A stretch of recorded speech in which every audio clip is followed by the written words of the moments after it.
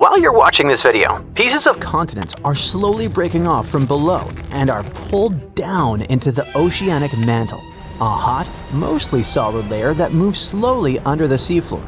As soon as these fragments reach the mantle, they can trigger volcanic eruptions in parts of the ocean where there are no volcanoes. Plus, when continents break apart, it happens not only at the surface, but also deep down. But more on that later. This process can continue for tens of millions of years. The new study shows that Earth's insides are even more dynamic than we thought. It also explains why many volcanic islands, including Christmas Island in the Northeast Indian Ocean, contain unusually high levels of certain chemical elements. The thing is, these elements are normally only found in continental crust. Well, scientists did suspect that these elements showed up because some powerful forces deep inside the Earth took old, recycled pieces of rock and mixed them into the mantle. This process works a bit like when you mix together ingredients for cake batter. But before, researchers believed those elements came from two main sources: sediment that sank into the mantle as oceanic plates got pushed down, or from mantle plumes.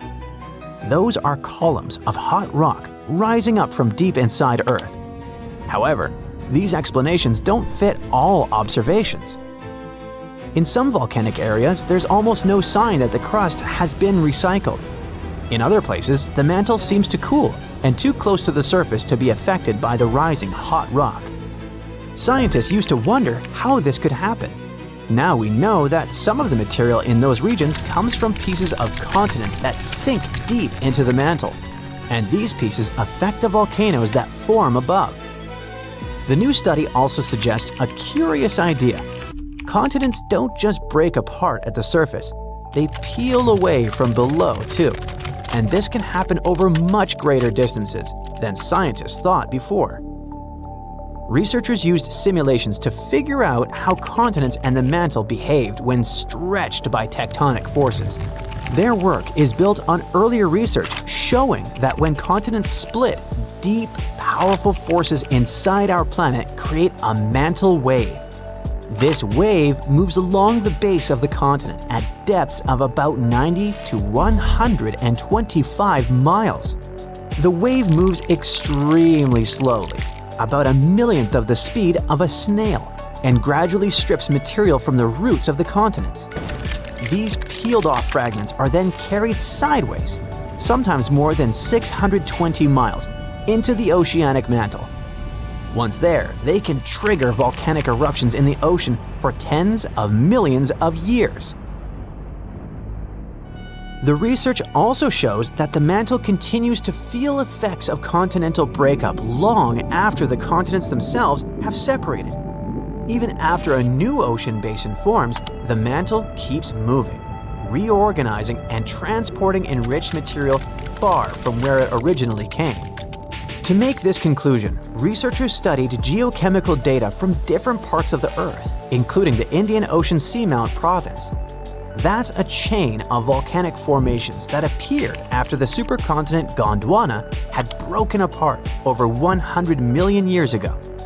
Their computer models and chemical tests showed that right after the supercontinent Gondwana broke apart, a lot of magma with unusual chemicals pushed up to the surface. Over millions of years, this chemical signature slowly faded as less material came up from under the continent. The most unexpected discovery is that this happened without any help from those deep, hot columns of rock scientists used to think were needed. Now, to get an even clearer picture, let's sneak a peek into our planet's insides. Earth is about 4.6 billion years old. It was born from a huge cloud of dust and gas that slowly cooled, shrank, and hardened into the planet we know today. As it cooled, heavy metals like iron and nickel sank to the center, and lighter, rocky materials floated upward. This created the Earth's layered structure, with each layer having its own unique properties. The crust is like Earth's skin. It's our planet's outermost layer, made of solid rock. It's broken into huge pieces called tectonic plates that slowly drift over time. There are two kinds of crust: oceanic crust, and continental crust. The oceanic crust is about 4 to 6 miles thick.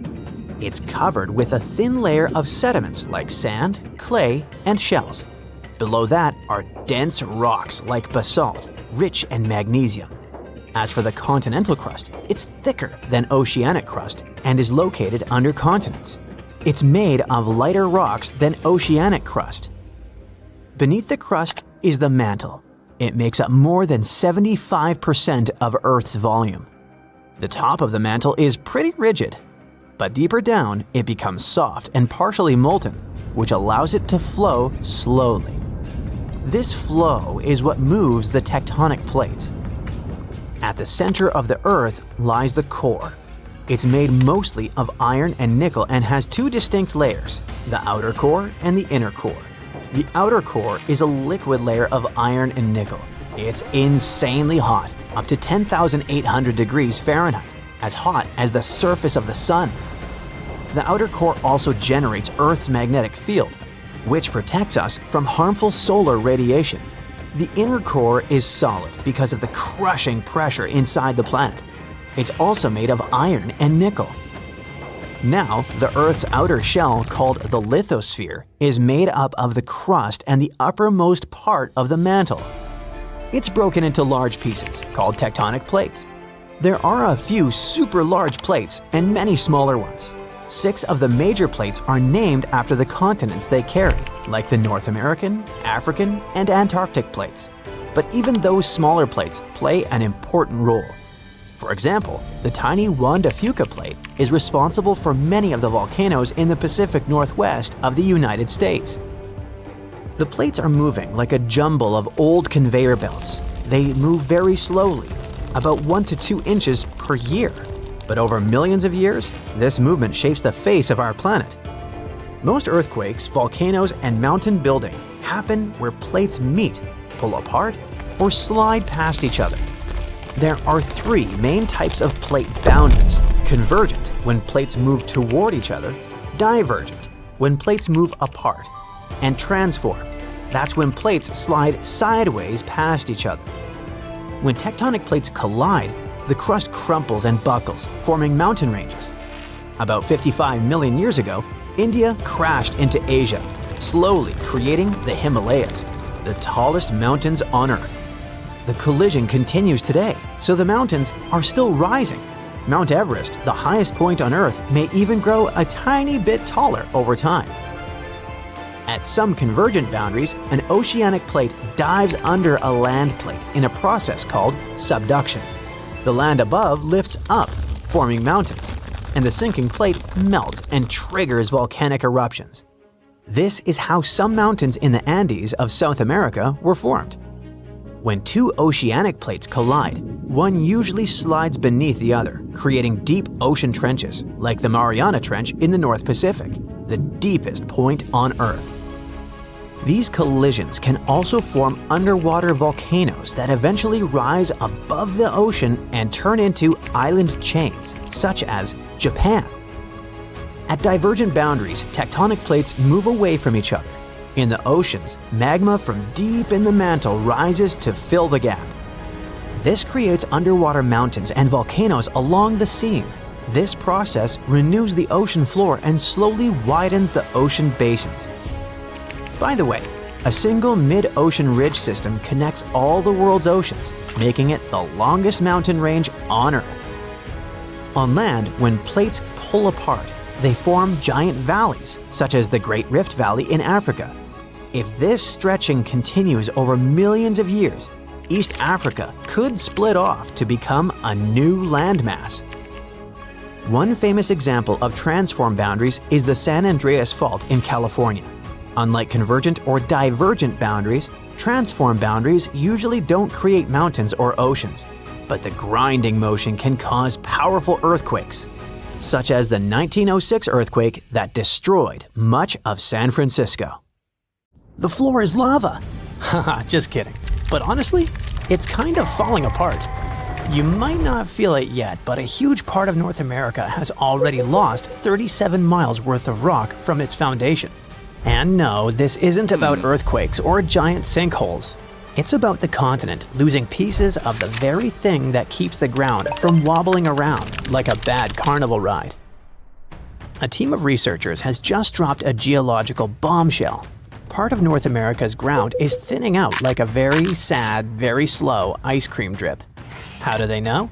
They basically gave Earth a high-tech full-body MRI and created 3D maps showing how rocks once considered indestructible are now melting away into the planet's guts, like an upside-down cheese pizza inside an oven.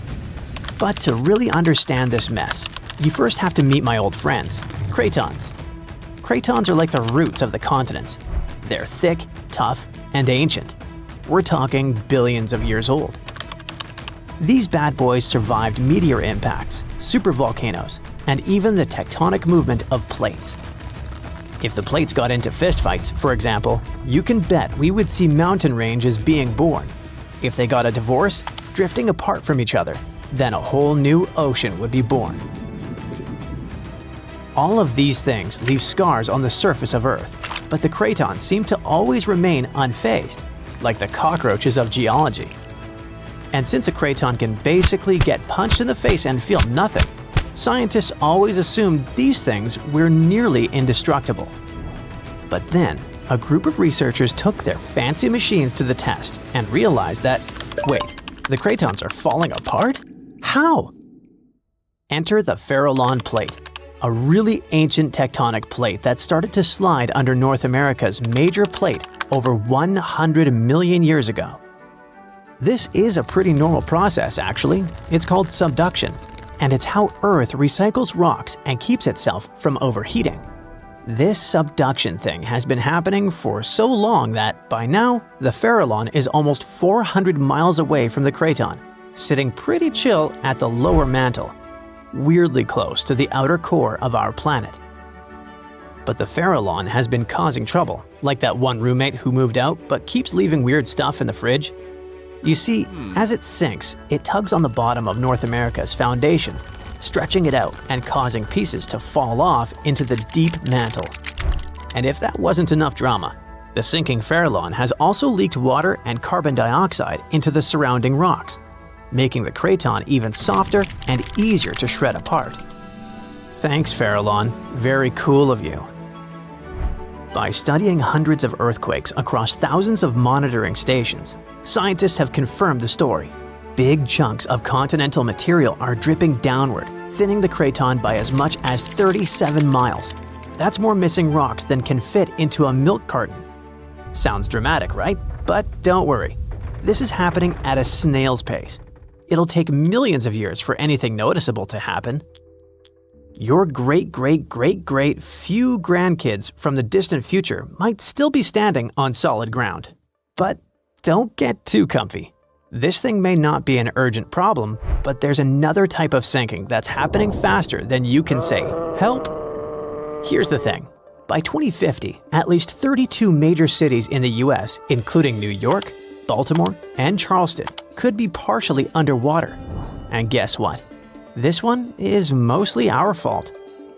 Scientists noticed that since 2007, some cities have been sinking into the ground between 0.04 and 0.08 inches every year.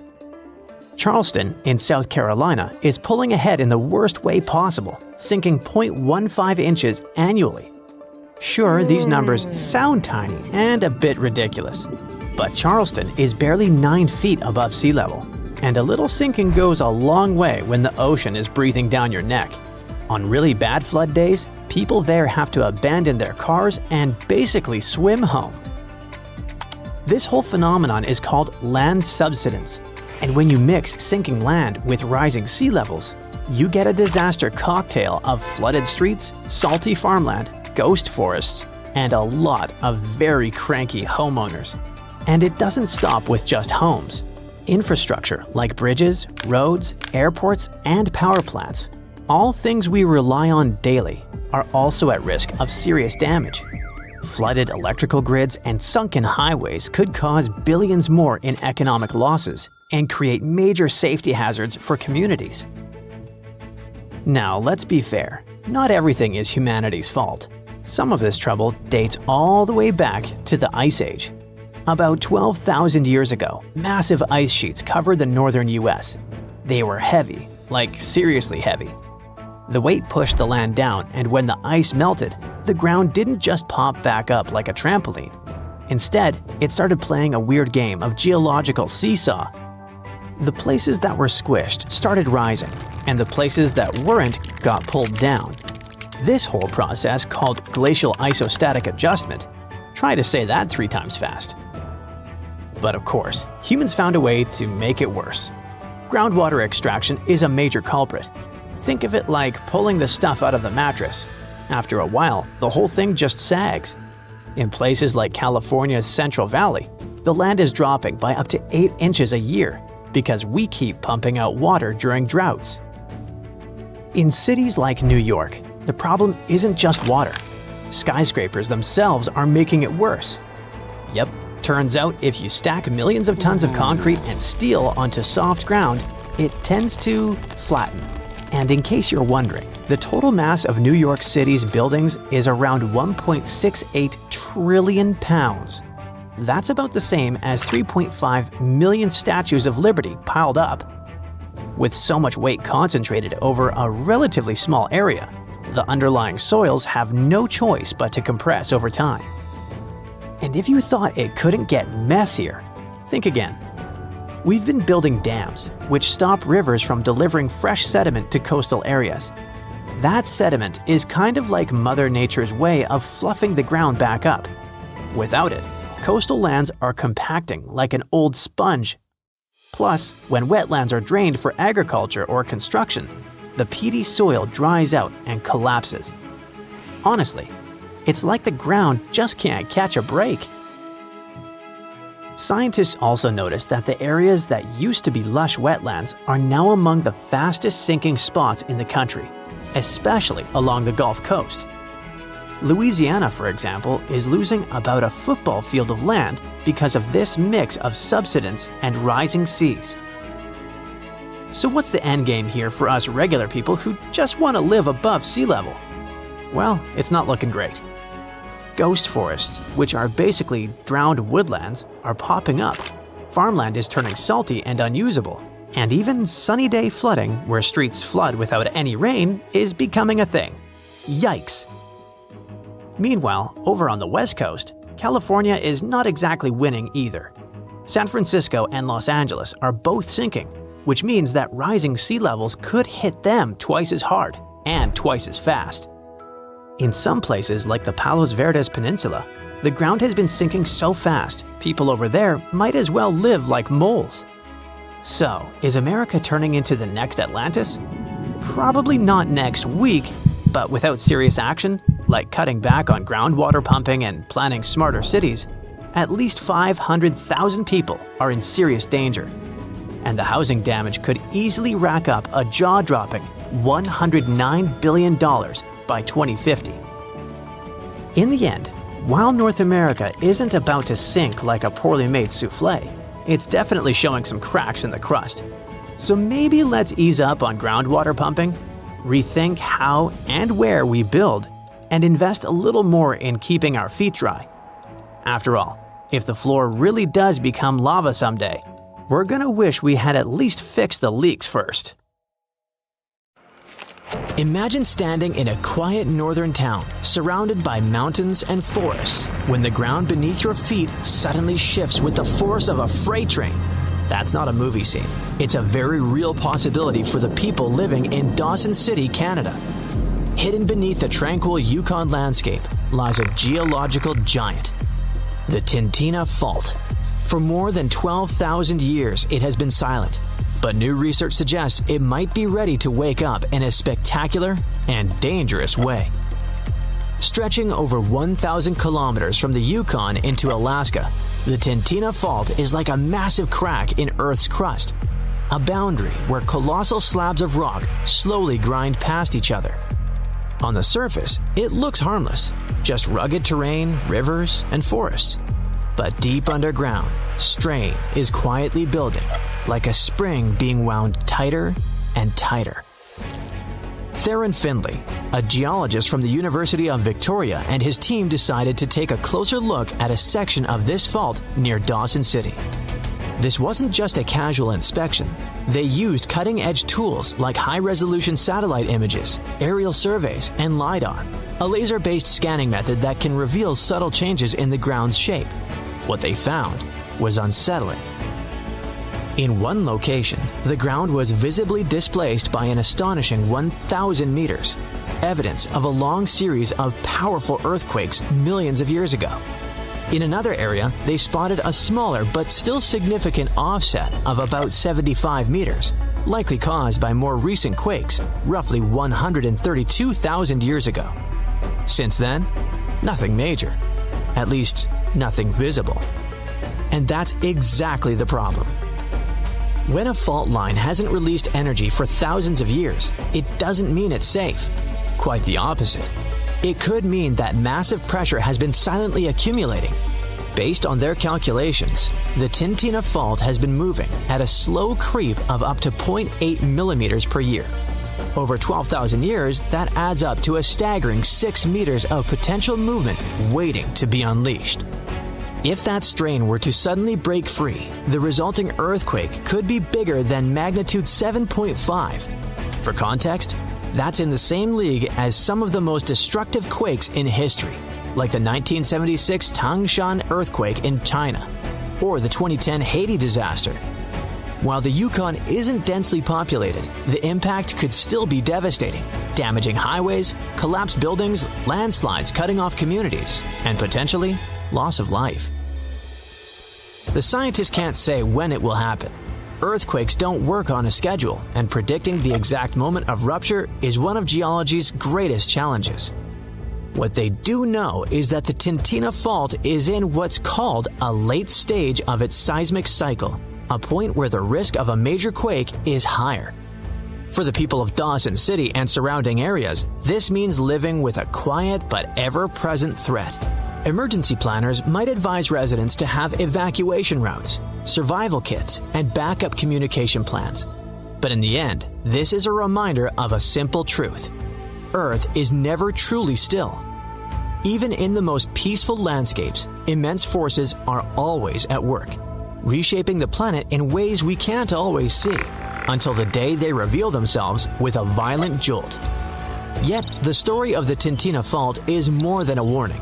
It's a glimpse into how Earth stores and releases its pent-up energy.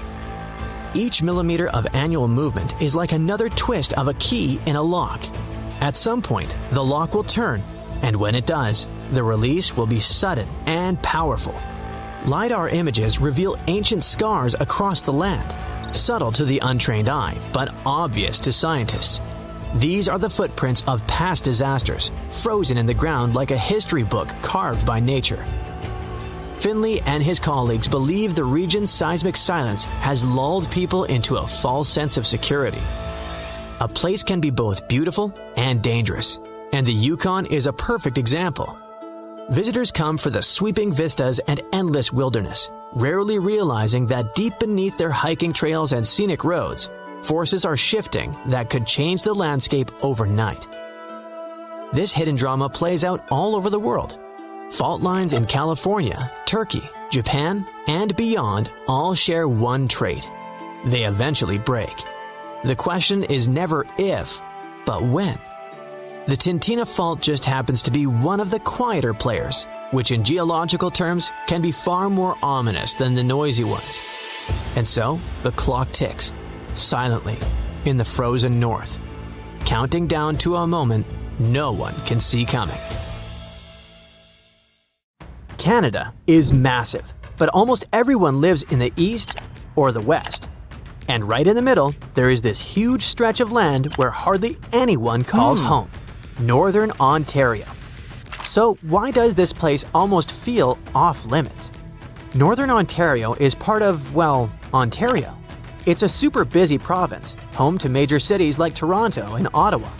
About 1/3 of all Canadians live there, but most of them are down in the southern part of the province, not up north. But that doesn't really add up when you think about it because the northern part is way, way bigger. We're talking about a region that is more than 300,000 square miles, pretty much the same size as the whole country of Turkey. Northern Ontario takes up about 87% of the entire province.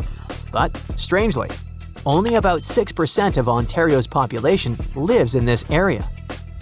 But before you start dreaming about moving there for some peace and quiet, hold on. There are 4 big reasons people choose not to, and honestly, you'll probably agree. Reason number 1. The land itself. Look up the region on Google Earth, and all you will see is a huge stretch of empty space. Nothing special at first glance. But zoom in, and that's when things start getting complicated. Northern Ontario is famous for its rugged, remote landscapes, full of endless forests and lakes. It's beautiful to look at or snap a photo of, but living there is a whole different story. The geography makes the area tough to get around and makes it hard to build things like transportation routes and railways. And since it's so difficult to put decent roads up there, the whole region stays pretty isolated. That takes us to reason number 2, remoteness. You might think that, being in the center of the country, it could serve as a great link between the eastern and western parts of Canada. But in reality, that's not how it works, and the region is very far from Canada's major cities. Take Greater Sudbury, the largest city in Northern Ontario, with around 160,000 people.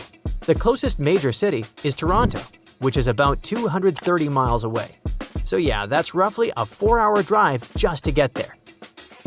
If you're planning a holiday weekend in a big, dynamic city, a 4-hour drive sounds like a fun road trip. But if you need to go for a dental appointment or sort out paperwork, that distance suddenly feels endless, not to mention the cost. Unfortunately, that's how life is for many people up there. Residents of Northern Ontario don't have easy access to opportunities or services. With so few people scattered across such a huge area, the region doesn't have enough facilities, infrastructure, or easy access to essential services like healthcare and education. People there sometimes have to deal with poor or even non-existent infrastructure, like missing roads, airports, hospitals, and schools. Without those things, settling down is really tough. And in rural areas, it's even worse, because the lack of services can seriously hurt their quality of life. Psychologically speaking, that's not great either. People can end up feeling isolated and lonely, and the freezing weather doesn't help.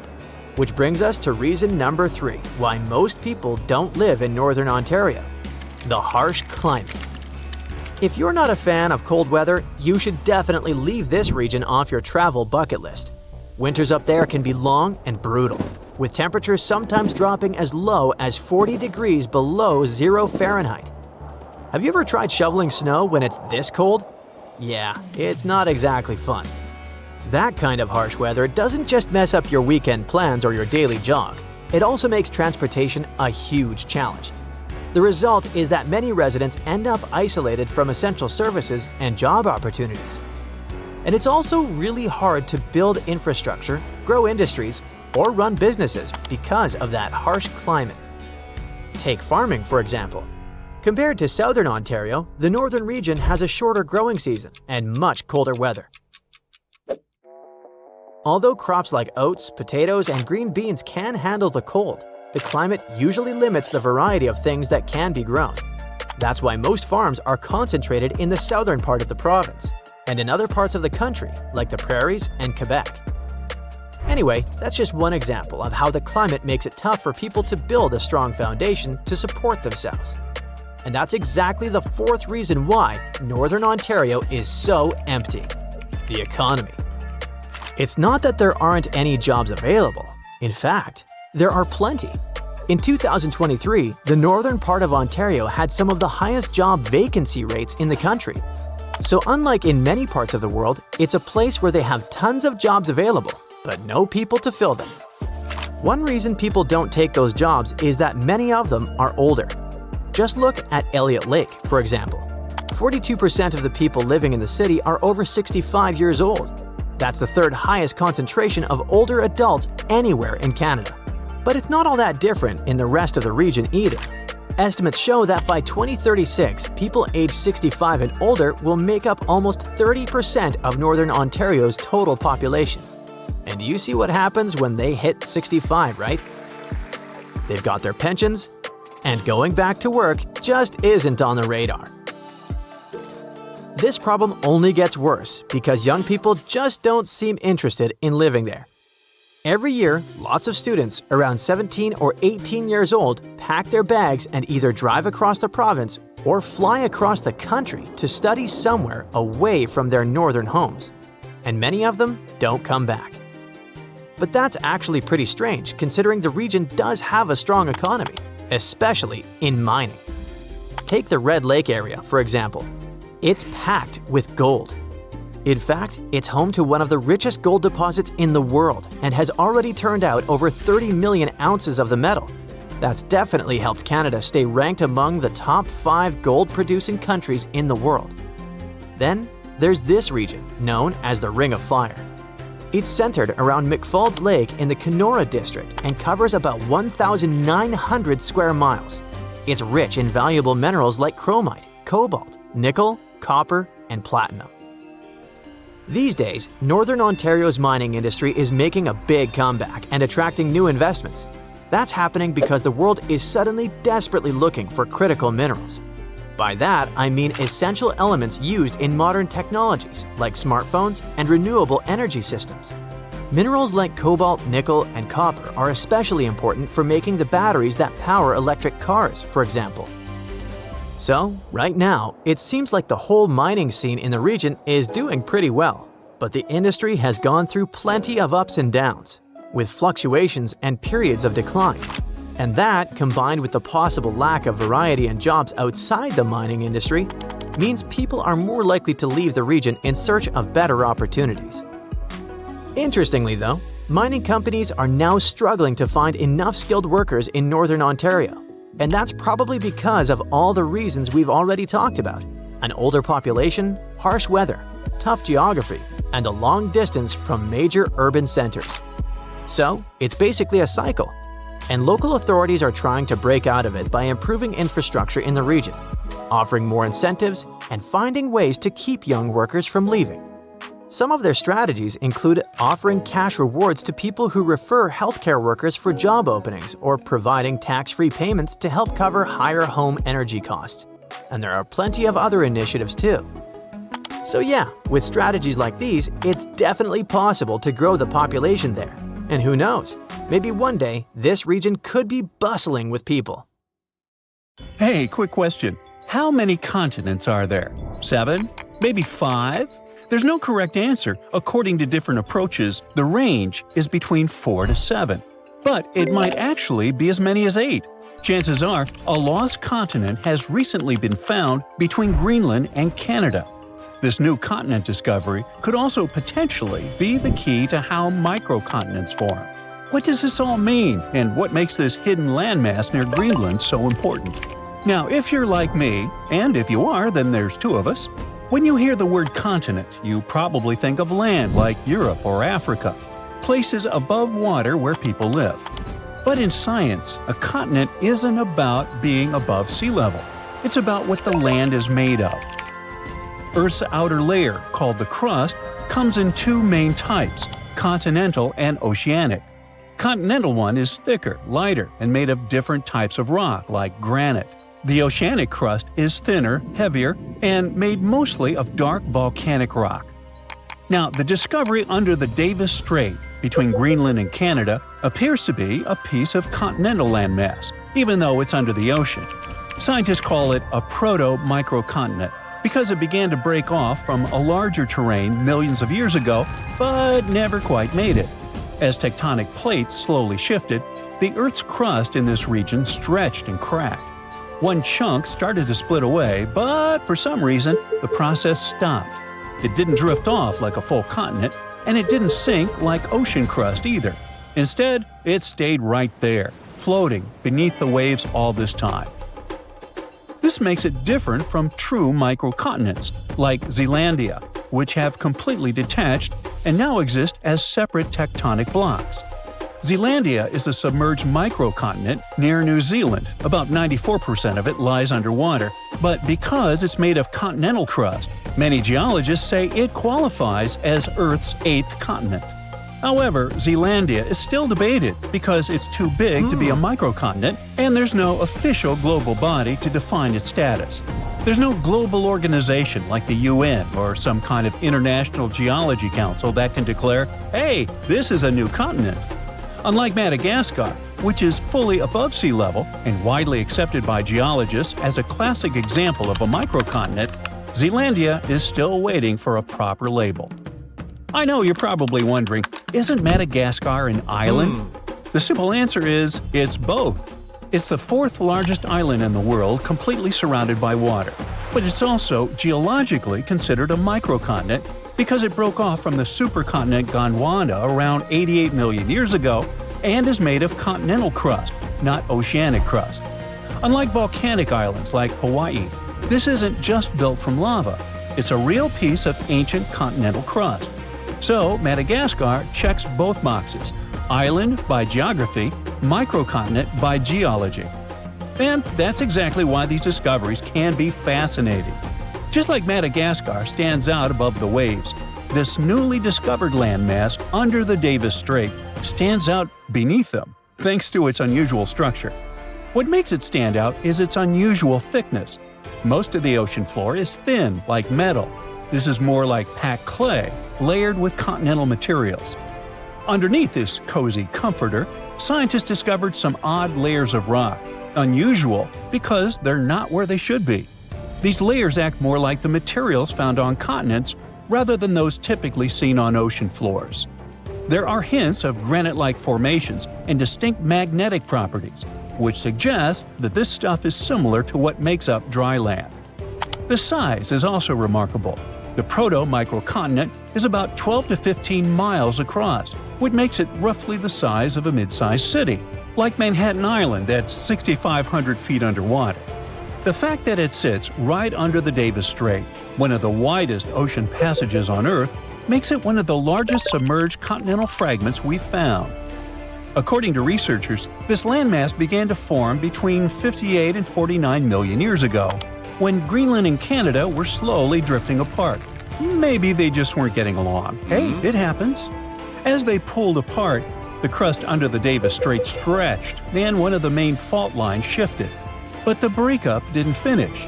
Around 48 million years ago, the rifting stalled and Greenland's motion away from Canada slowed dramatically when it later bumped into Ellesmere Island. It's like a car swerving off and then back onto the freeway, a turn that was never completed. That's basically what happened.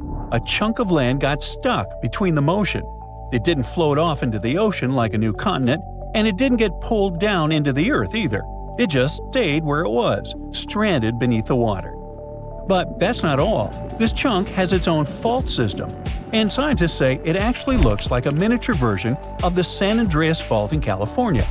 Now, a fault is basically a crack in the Earth's crust where sections of rock slide past each other. Think of it as a place where the Earth's surface split and tried to slide sideways. In California, this movement still happens today and can cause earthquakes. But under the Davis Strait, it's a different story. The movement started, then suddenly stopped, like hitting pause in the middle of a big shift. It's a frozen moment in the planet's past, preserved right beneath the waves. For geologists, that makes the microcontinent under Davis Strait incredibly valuable. That sudden pause in motion helps explain why some chunks of land break away cleanly, while others twist, stall, or disappear. But this isn't just academic. By studying how continents break apart or stall, scientists can better predict future shifts in land, fault lines, and seismic activity. And predicting earthquakes and geological hazards could prove quite valuable to everyone. Knowing how microcontinents form could help us anticipate how the planet's surface might shift over millions of years, which affects everything from climate models to resource availability. But even just the technological advancement needed for such discoveries is greatly beneficial. The same tools used to map this hidden land are used for oil exploration, laying undersea cables, climate monitoring, and even search and rescue missions. Speaking of technology, for a long time, this hidden landmass near Greenland remained invisible. Just 10 or 15 years ago, the ocean floor under the Davis Strait was basically a mystery. It's deep, almost frozen, obviously not the easiest place to explore. But today, thanks to modern tools, a new continent discovery could be just a matter of time. Scientists can finally see and hear what's going on under all that water. First, they use seismic reflection imaging. That's a method where ships send sound waves down to the ocean floor and record how they bounce back. Various layers of rock reflect sounds in different ways, which helps build a picture of what's hidden underneath. It's kind of like how bats use echoes to see in the dark. Satellites also play a role in collecting gravity data. This may sound strange, but different types of rocks have slightly different weights. Heavier rocks create stronger gravitational pull, and satellites can measure those tiny differences.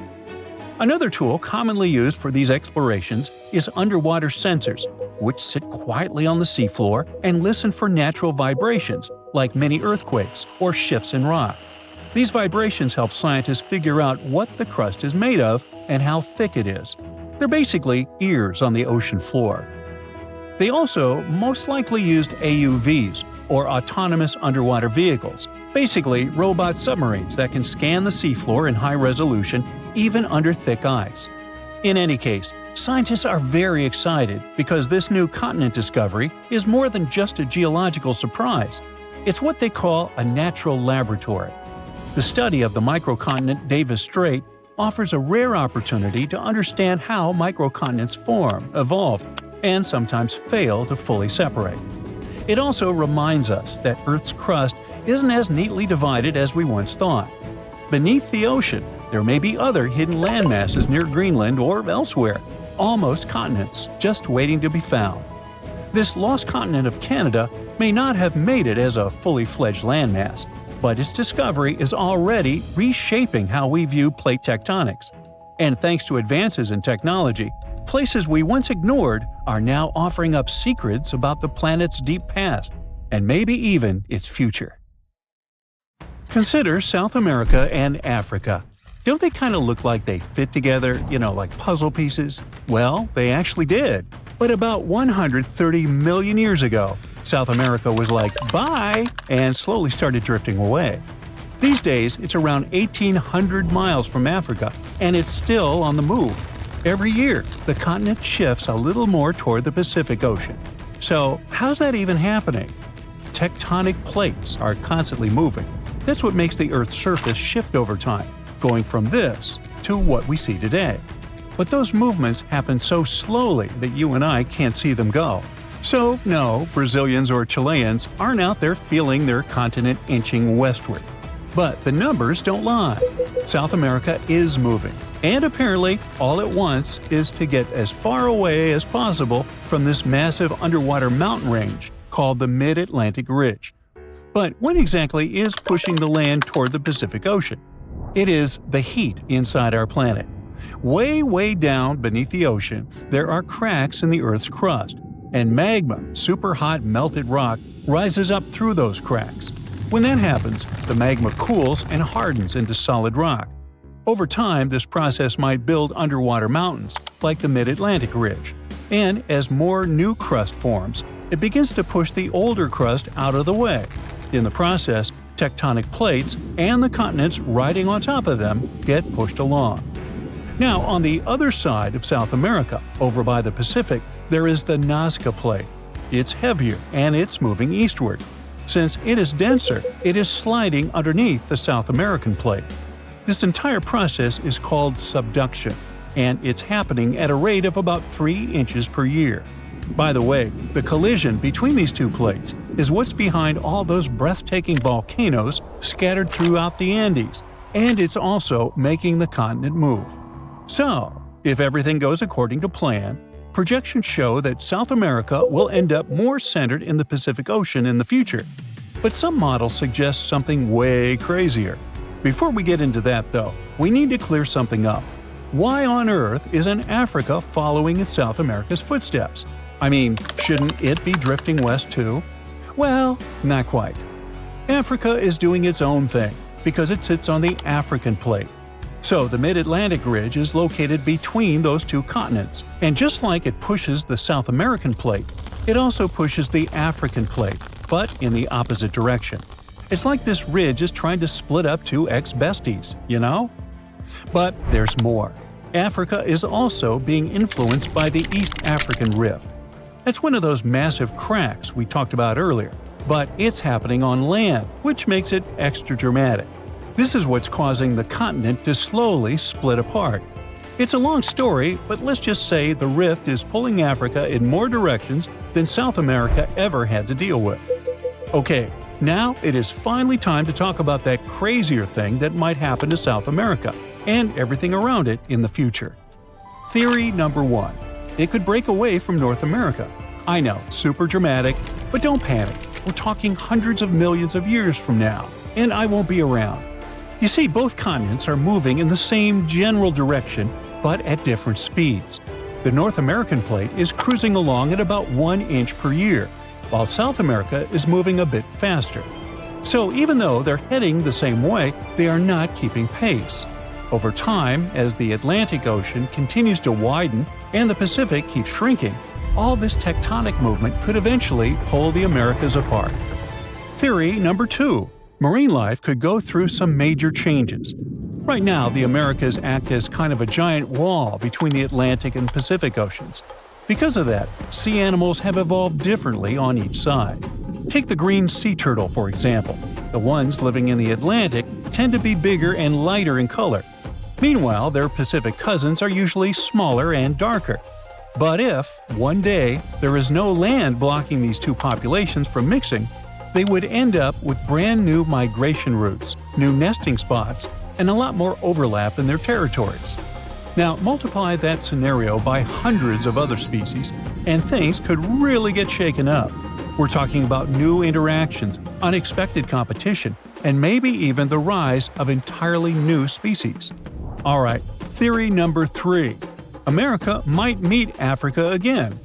Right now, the Mid-Atlantic Ridge is busy creating a new seafloor, and because of that, the Atlantic Ocean is slowly getting wider.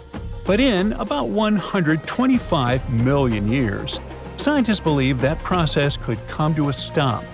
Instead of the seafloor spreading apart, the ocean floor might start getting pulled under the continents. When that happens, the Atlantic will stop growing and start shrinking. And the water section between South America and Africa is likely to be the first part pulled beneath the land. That means the Americas and Africa could meet again. And when that happens, border countries could turn into super shaky places, with earthquakes happening all the time and brand new volcanoes popping up left and right. The eastern United States would no longer be known for the peaceful green slopes of the Appalachians, but for snow-covered giants that occasionally spew lava and ash, more like the Cascade Range out west. Countries would end up with totally new neighbors. Brazil might line up with Nigeria and Cameroon. Uruguay could be sitting right next to Angola. And Argentina might be sharing a border with South Africa. So if these two continents really do merge, how intense would that be? Well, for starters, this new supercontinent would instantly become the biggest one on Earth, about 1.5 times the size of Asia.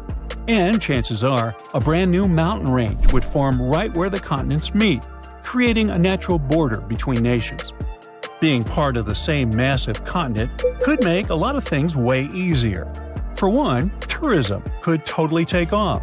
People traveling between countries by land without needing pricey plane tickets could be a game changer. But it wouldn't stop there. Other types of economic activity could get a major boost too.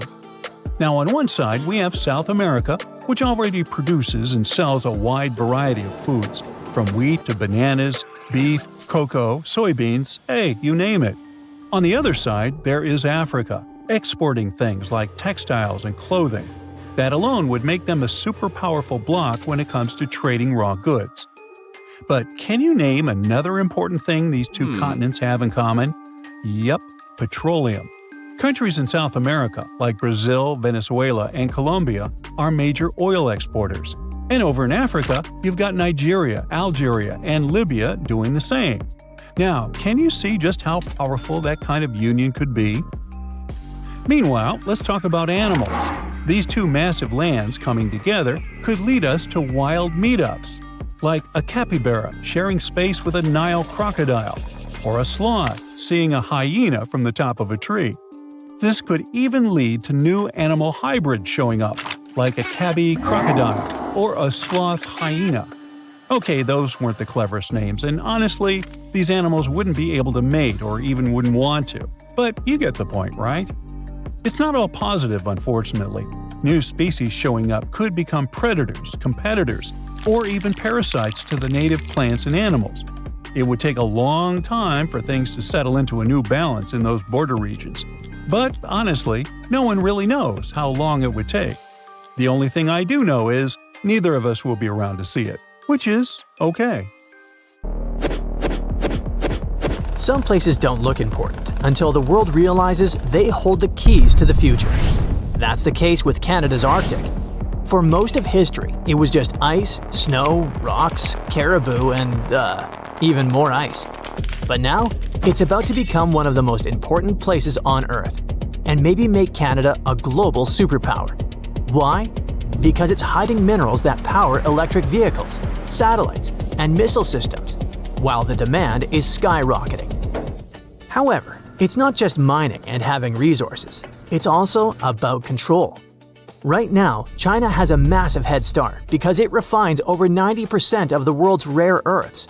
That means if you want to launch a satellite, manufacture advanced electronics, or even just keep the lights on in your fancy smart home, odds are you're relying on China. And that makes a lot of world powers very nervous. Because when everything's going electric, the last thing you need is being dependent on your geopolitical rival. So now, the global clean tech treasure hunt is officially on. The US, Europe, Japan, Australia, they're all competing. However, the latest technology and untapped potential might give Canada the upper hand.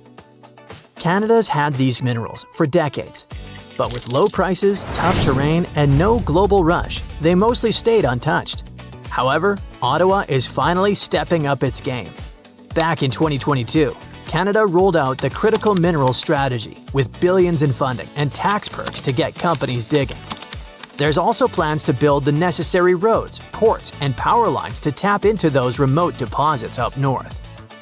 Canada already produces more than 60 minerals and metals, but 31 of them are now considered critical. 6 of those are having VIP treatment: lithium, graphite, nickel, cobalt, copper, and rare earth elements. But digging it up is just step 1. The real plan? Keep it local.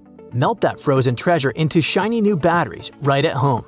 That means not just mines, but also refineries, processing centers, and high-tech factories popping up where there used to be nothing but snowdrifts and silence. While others are talking, Canada's busy paving roads and stringing power lines. Slowly but surely, they're turning snowfields into a high-tech playground. Getting to all that buried treasure used to be nearly impossible. After all, we're talking about land so remote that roads literally stop hundreds of miles too early. The ground is frozen solid for most of the year. And even if you found something valuable, just getting out was a logistical nightmare. So what changed? Canada has an ace up its sleeve. Don't know about you, but I use it mainly for making memes and music. But geologists? They're scanning the Arctic like it's Minecraft with X-ray vision. Instead of drilling blind, they're using decades-old core samples, plugging them into AI, and getting shockingly accurate predictions about what's underground. It's like upgrading from a pirate's treasure map to a GPS that actually says, "Dig here." Companies like Geologic AI and Cobalt Metals are already doing this, pouring data into AI and getting X marks the spot hits for nickel, cobalt, and rare earths. In the Northwest Territories, Canada is running a pilot lab that uses AI and digital scanning to reanalyze decades-old rock samples. The goal is to spot hidden mineral deposits that old methods might have missed without digging a single new hole.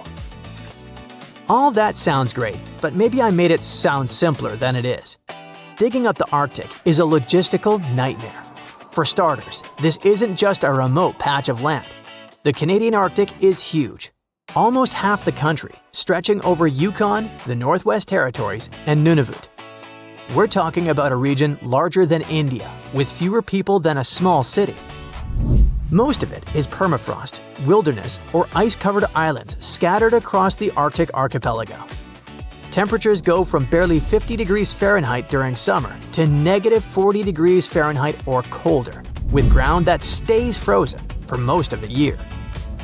Fun fact, did you know that negative 40 degrees happens to be the same as negative 40 degrees Celsius? It's the one temperature where both scales intersect. They climb at different rates, but eventually cross paths when it gets cold enough. Just a small trivia nugget for weather nerds like me. Anyways, you can't just roll in a truck and break ground in the Arctic. Up there, roads just stop. Want to build something? It can take years, and one nasty winter can put everything on ice. And if you want to continue up north, you need more of everything. More food, more fuel, more machines, which means even more money. Speaking of money, another chilling fact is how much this all costs. Mining in the far north is way more expensive than doing it in, say, Australia or Chile. An AI might tell you where the minerals are, but people and big machines still have to dig, and that costs a fortune. But that's not all. Most of the Canadian North is Indigenous land. First Nations, Inuit, and Métis communities have lived there for thousands of years, and mineral hotspots often sit right on their ancestral grounds. So when Canada talks about unlocking the Arctic, it's not just a question of roads and robots. It's a question of partnership and collaboration. And that's not optional. Legally, projects on Indigenous land require consultation and, in many cases, consent. The good news, some communities aren't just involved, they're leading the way. In regions like Nunavut and the Northwest Territories, Indigenous-owned corporations and world powers are already shaping how development happens on their terms. If Canada wants to pull this off, it's going to need more than tech and funding. It's going to need trust. So with all that in mind, can Canada pull this off? Honestly? With technological advancements and partnerships, it doesn't seem impossible. But Canada isn't just doing one thing right. It's doing a bunch of things at the same time. Let's recap. Hidden resources? Checked. New strategy? In place. Big funding? Approved. AI tools? Deployed. Indigenous partnerships? Underway. Infrastructure? Already breaking ground. It's a snowball turning into an avalanche. Exploration boosts investment. Investment speeds up roads. Roads unlock more deposits. More deposits attract more factories. It's a feedback loop, and if they keep feeding it, the whole Arctic operation could go from an idea to empire faster than anyone expects, giving a whole new meaning to the phrase frozen assets. But this doesn't just help Canada. It could save the US a whole lot of trouble. If all goes to plan, the US won't need to ship rare earths halfway across the planet. It can just look north, wave at the caribou, and get what it needs from its closest neighbor. That's why the US has publicly backed the effort, offering support and funding to help build a trusted North American supply chain. For Canada, this could be the moment it stops being just a supplier of raw materials and starts becoming a critical power broker in the clean tech economy. For the US, it's like discovering your neighbor has been secretly building a battery factory in their backyard, while you were building electric vehicles. And globally? Well, the abundance of resources tends to lower the prices, and that's always a good thing for us regular people. Cheaper cobalt, nickel, and lithium mean cheaper batteries, and cheaper batteries mean more affordable electric vehicles, energy storage, phones, laptops, the works.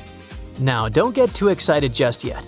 Like we said, mining in the Arctic isn't cheap, but in theory, once Canada's clean tech engine is fully up and humming, more supply and shorter supply chains should gradually bring costs down.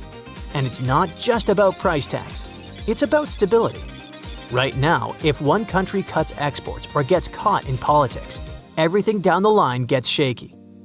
But with Canada stepping in as a reliable supplier, the global system might get a bit more breathing room. Manufacturers can stop sweating over single points of failure and start building with confidence. At first, researchers thought their cameras were glitching. It was the only possible thing that could explain the weird view in front of them. Scalding water was blasting upward while cool methane was fizzing out right beside it. Such a combo wasn't supposed to even exist, but it did.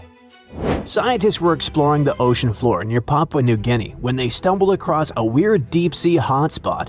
It wasn't like any other hotspot. There, super hot and cool methane-packed gas were bubbling out almost side by side. This almost never happens in nature, so the researchers were pretty shocked. They were cruising around with a deep-diving robot, the Rove Keel 6000, poking around underwater volcanoes in a remote island chain. These volcanoes hide all sorts of strange features, but nobody expected to find a full-on hydrothermal vent just tucked down there. Plus, other research trips had passed through the area before and missed it completely. This time, the robot's cameras lit up the seafloor and revealed a bizarre view: boiling vents and cold gas seeping out of the seabed. They were practically touching each other. As you understand, normally these two things show up in totally different places. Hot hydrothermal vents form when underground water gets cooked by magma and shoots upward, carrying minerals with it. Methane seeps, on the other hand, come from cold, mushy layers of sediment packed with old organic matter. This stuff slowly breaks down and leaks out as gas. But at this spot, the geology created a perfect mashup. Under the volcano sits a thick layer of organic-rich sediment. Magma creeping up from below heats these sediments, but at the same time, it also heats mineral-rich water deeper down. So you get two very different fluids, blazing hot vent water and cooler methane gas. Still, both are traveling upward through the same cracks in the seafloor. When they reach the surface, they escape just inches apart. So you end up with this bizarre little neighborhood where boiling mineral water and chilly methane bubbles are hanging out like best buddies. To ocean scientists, this is like discovering a unicorn that can also fly. It's weird, rare, and super exciting. An even more exciting thing is that right next to those weird hot and cold vents, an entire mini-world of creatures has taken over the rocks. The place is packed with huge clusters of deep-sea mussels, long tube worms, little shrimp, and amphipods crawling everywhere, and even bright purple sea cucumbers sitting out in the open. The animals are so crowded together that it's hard to even see the rock underneath. Scientists are pretty sure some of these creatures are totally new to science, but they need a special trip just to identify everything living there. The strange mix of hot fluids and methane-heavy gas also changes the rocks themselves. The methane down there is super concentrated, while hot water coming from deeper inside the volcano brings chemicals with it. Together, they create unusual reactions underground. Because of this, metals like gold and silver have built up in the rocks, along with elements like arsenic, antimony, and mercury. It's like a chemical time capsule. The rocks show signs of an older, super hot phase when precious metals were forming. Today, the vents are cooler, but still active. Now, even though this deep sea area is rare and full of life, it isn't safe. Mining already happens nearby, and waste from the huge gold mine on Lahir gets dumped into the ocean. On top of that, companies have licenses to explore the seafloor for minerals and gas. All of this puts the fragile vent community in danger because many of the animals here can only survive in these exact conditions. So scientists are urging for more research and strong protection plans before this one-of-a-kind ecosystem is damaged beyond repair. This underwater treasure needs to be saved before industry wipes it out. This discovery, though, isn't the only unique ecosystem we've ever found. In January 2025, a gigantic iceberg named A84, roughly the size of Chicago, cracked off Antarctica's George VI ice shelf. This ice shelf is enormous on its own, stretching about 280 miles from end to end and about 820 feet thick. During the Antarctic summer, which is November through late February, the top of the ice shelf melts and forms long, skinny pools called ribbon lakes. They got that name because they really do look like giant icy ribbons stretched across the surface. Once A84 broke free and drifted off, it exposed part of the seafloor that had been sealed away under the ice for who knows how long. It was a place absolutely nobody had seen before. A research team aboard the ship Falkor 2 happened to be in the Bellingshausen Sea at the time. As soon as they got word about the iceberg breaking loose, they ditched their original plan.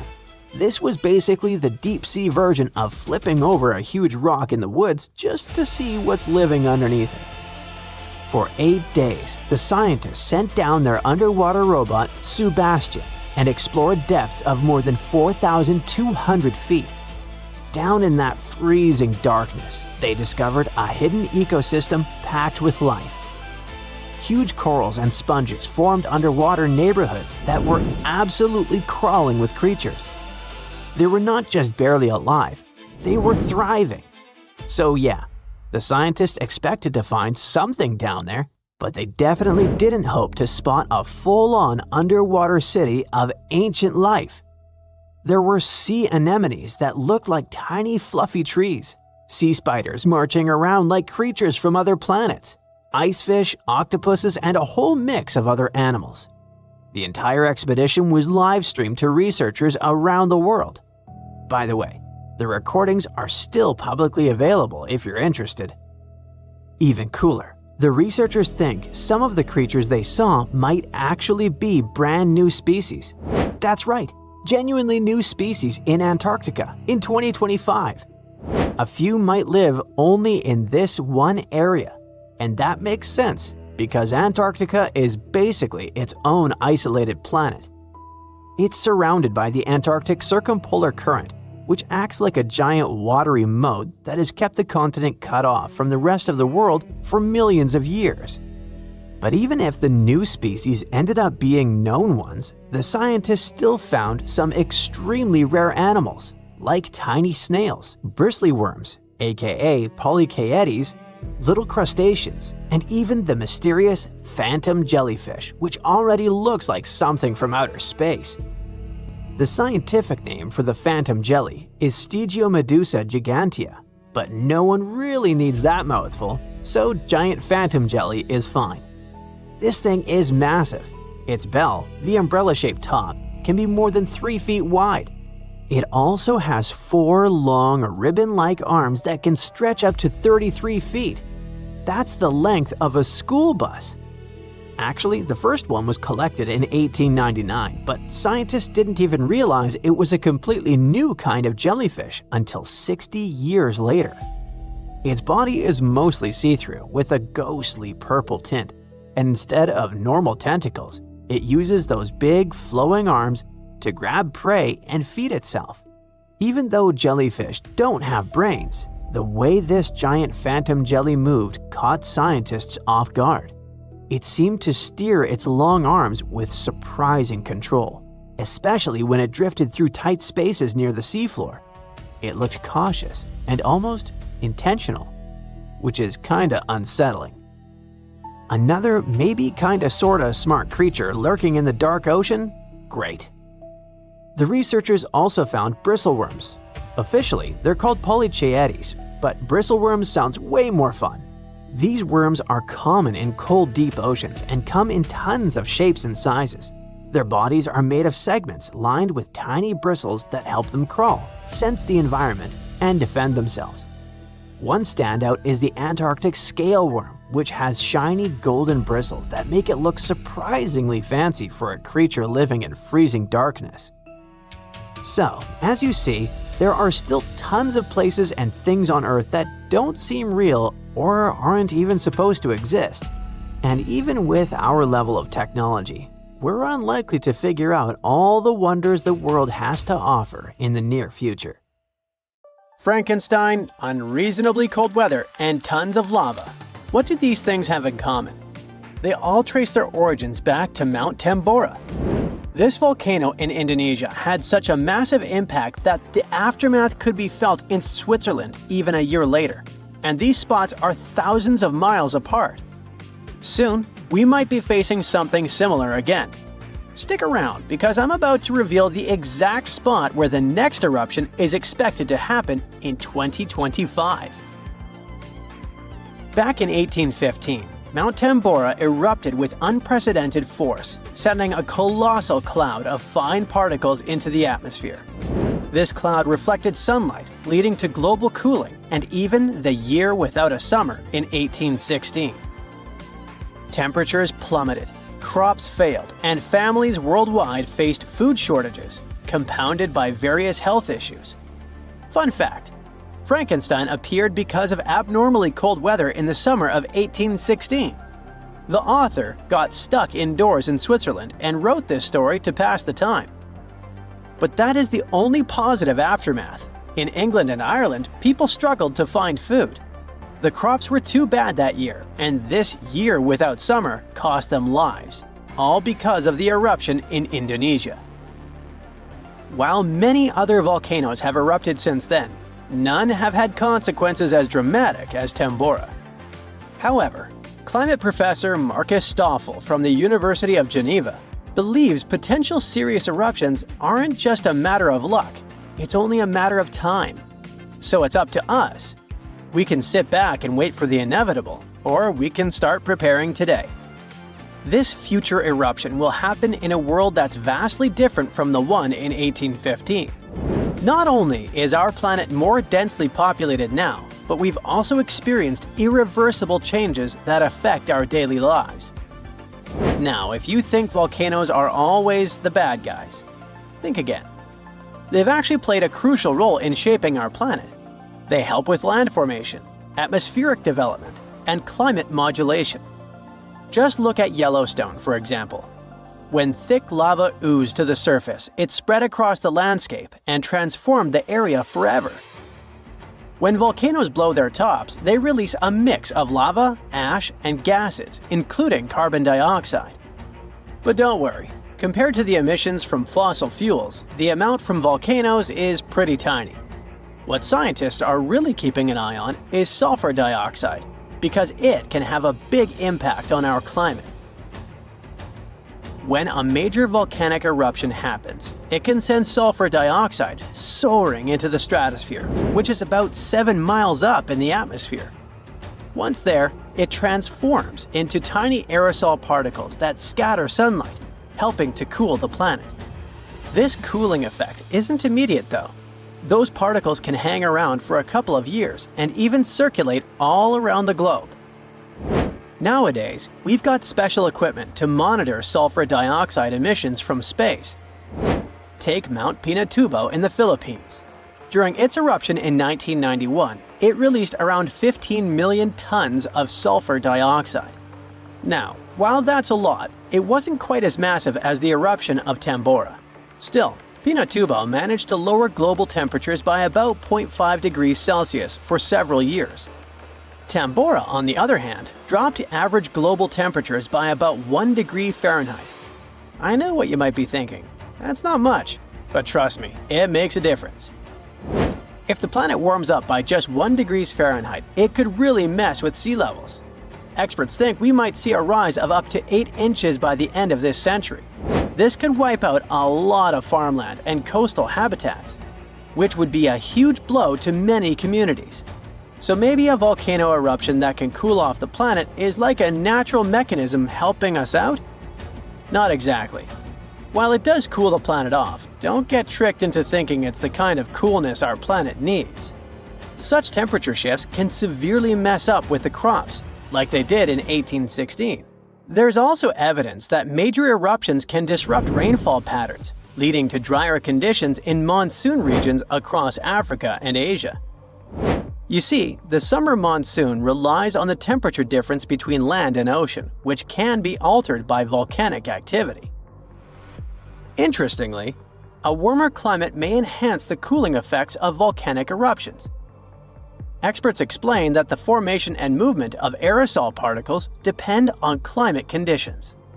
As global temperatures rise, faster air circulation can lead to smaller aerosol particles, which are more effective at scattering sunlight and thereby intensifying the cooling effect. Oceans also contribute to this dynamic. A warming ocean surface creates a stratified layer, hindering the mixing of warm and cold water, which could mean that volcanic eruptions primarily cool the upper ocean layer and the atmosphere above it, according to Stoffel. Moreover, climate change may influence volcanic systems directly. The melting of ice can trigger more eruptions by reducing the pressure that allows magma to ascend more easily. Additionally, increased rainfall associated with climate change can seep into the ground and interact with magma, potentially sparking eruptions. While the prospect of a cooling period due to a volcanic eruption might seem beneficial amid climate change, scientists warn that the effects could be dire. The immediate consequences could be severe, particularly for the estimated 800 million individuals residing near active volcanoes. A major eruption could devastate entire cities. For example, Campi Flegrei, located near Naples, Italy, is showing signs of increased activity and threatens the lives of about 1 million people. Now, if you're from Oregon, beware, as experts say this state might experience volcano eruptions. Are you scared? Don't be. It's actually not as scary as it seems. Let me explain why. There are more than 80 volcanoes in Oregon, but we're not interested in a single one of them because it's an underwater volcano that is likely to erupt in 2025. Axial Seamount is the most active volcano in the Pacific Northwest, yet it remains largely unknown to the public due to its location approximately 300 miles offshore and nearly a mile beneath the ocean's surface. While its upcoming eruption is expected to pose no threat of a tsunami or significant land-based earthquakes because of its depth and distance from the Cascadia Fault, the data gathered from studying its eruptions can enhance our monitoring of potentially more hazardous volcanoes. Let's call it a friendly eruption, shall we? In reality, predicting eruptions is a complex endeavor. We often encounter alarming headlines, such as, "Yellowstone is about to erupt." Should we take these claims seriously? Not really. Yes, Yellowstone sits atop an active supervolcano that has experienced 3 major explosive eruptions in the past 2.1 million years. The last eruption occurred approximately 70,000 years ago, with the most significant explosion taking place around 631,000 years ago, forming the massive Yellowstone caldera. Naturally, many people are curious about whether Yellowstone will erupt again and when that might happen. Fortunately, scientists are employing new techniques to delve into these questions. A recent study suggests that Yellowstone is unlikely to experience another major eruption anytime soon. The reason is that the magma beneath the park is divided into a network of separate chambers. While there is a substantial amount of magma present, it's not sufficiently interconnected to support an eruption. Previous studies proposed that the existence of a massive layer of magma beneath Yellowstone, but these latest findings change that notion. To gain a clearer understanding of the subterranean dynamics, researchers utilized a technique called magnetotellurics, which employs Earth's natural electromagnetic fields rather than seismic waves. Since magma is a good conductor of electricity, this method is particularly effective for mapping molten rock and comprehending underground activity in volcanically active regions. By using magnetotellurics, scientists created a detailed map of the magma under Yellowstone, enabling them to make more informed predictions about future eruptions. But what will happen if an eruption similar to Mount Tambora occurs? By and large, there will be huge climate chaos. Yeah, the best scientists are looking for the solution should it really happen, but they don't have it yet. So technically, we're not ready for the second Mount Tambora. But for now, we're pretty much safe. No major eruptions are predicted. Whew! Oh boy, scientists predict a volcanic eruption that is likely to be one of the most destructive in the history of our species. There's a 1 in 6 chance of it happening in this century, and it could seriously change the climate even more and put millions of lives in danger. Back in January 2022, the Hunga Tonga Hunga Ha'apai volcano erupted in the South Pacific Ocean, creating a huge explosion. It sent tsunamis all the way to Japan, North America, and South America. Tonga itself was hit hard, with damage costing nearly 20% of the country's entire economy. Now, researchers at the Niels Bohr Institute in Copenhagen have studied ice samples from Greenland and Antarctica, and their findings are worrying, predicting potential global volcanic disaster. They say there's a real chance of a much bigger eruption, a whopping 10 to 100 times larger than Tonga's. In the past, eruptions this size used to change the climate and even cause civilizations to collapse. Despite future volcanic eruption risks, experts say the world isn't prepared at all. Michael Cassidy, a volcanologist from the University of Birmingham, warns that no sufficient effort is made to handle a disaster like this. He says that NASA and other space agencies spend billions on asteroid defense. At the same time, a volcanic supereruption is way more likely than an asteroid impact. And right now, there's no global plan for dealing with a massive eruption, even though it's likely to be far more destructive. The last magnitude 7 eruption happened in 1815 at Mount Tambora in Indonesia. Then, thousands of people lost their lives in just a few days. The disaster also disrupted weather and caused food shortages worldwide, affecting millions. That eruption was the biggest in recorded history. It blasted a massive cloud of particles into the sky. Those particles blocked sunlight, cooled the planet, and caused worldwide chaos. The year after the eruption became known as the Year Without a Summer. Temperatures plummeted, crops failed, famine spread, and a cholera pandemic broke out, leading to tens of thousands of lost lives. A shocking fact, the eruption may have even inspired Mary Shelley to write Frankenstein while stuck indoors during the unusually cold summer of 1816 in Switzerland. Now, since then, many volcanoes have erupted, but none have matched Tambora's scale. Now, over 200 years later, scientists warn that there's a new supervolcano threat. Another massive eruption could be on the way, and the world might not be ready for it. So, while scientists seriously discuss the likelihood of the next volcanic eruption, experts are calling for urgent action to prepare before it's too late. So, the thing is, a massive volcanic eruption today could be even more devastating than the Year Without a Summer. Unlike back then, we're already dealing with all kinds of weather changes and a more fragile global system, which could make the effects even worse. Dr. Michael Rampino, a geological scientist, warns that the world is more unstable now, and it means that a modern-day mega-eruption could have even more severe consequences. But this time, greenhouse gases from fossil fuels may make the aftermath of such an eruption even colder instead of warmer. So we're talking about volcanic activity endangering humanity. Dr. Thomas Aubrey, a volcanologist, found that in a hotter, more turbulent atmosphere, the sulfur dioxide gas released by a volcanic eruption would spread faster and farther than in the past. This gas forms sulfate aerosols, which reflect sunlight and cause global cooling. Because these tiny particles would be more evenly distributed, they'd have a stronger cooling effect than in 1815. Another atmospheric scientist at Cambridge explains that the size of these airborne particles matters. It affects how they absorb sunlight, and in a future warmer climate, an eruption could make the surface cooling stronger by 15%. At the same time, there are still many unknowns. Scientists from the University of Geneva say that we're only beginning to understand the full impacts of such an event. It's also difficult to precisely estimate future volcanic eruption risks, since we have very little data on older eruptions. So, to understand past volcanic activity, researchers analyze ice cores from Greenland and Antarctica, as well as ancient tree rings. Those act as historical records of weather changes. These measurements suggest that several eruptions in the past few thousand years temporarily cooled the planet by about 2 to 2.5 degrees Fahrenheit.